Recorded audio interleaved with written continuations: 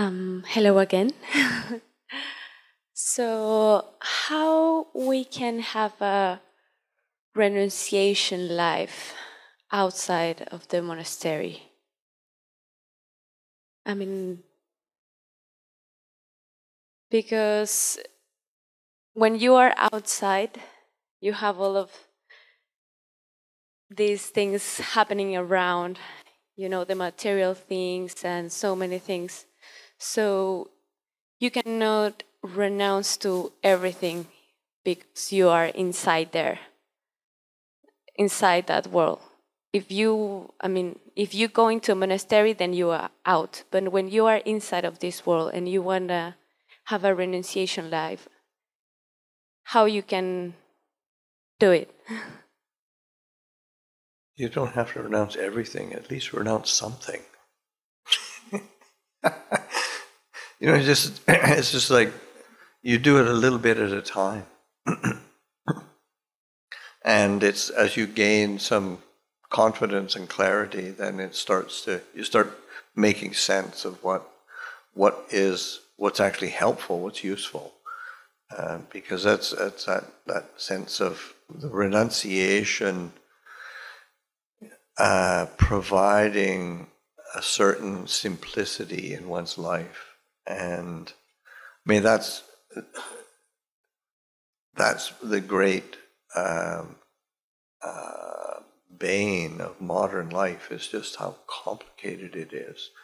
So just learning or experimenting and trying, what happens when I renounce or give up this? How do I do it? How do I work with that? How do I try it out? So it's an experiment, and using it as a training to see, and some things will work and some things might not work. But it's just being willing to learn from that.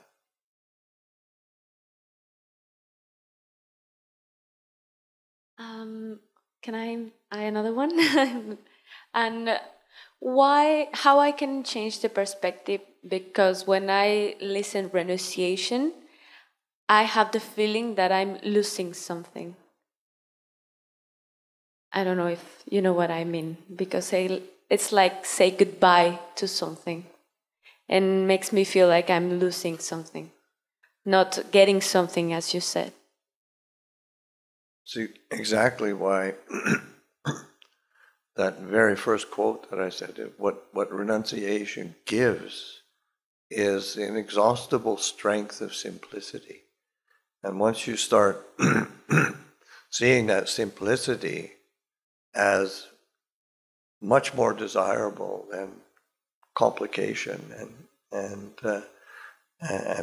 burden, then as you say, renunciation is easy. and then riffing on Swamiji's, so you're getting to the essence of it, of the renunciation of the I making. It just makes life so much more simple and peaceful, happy.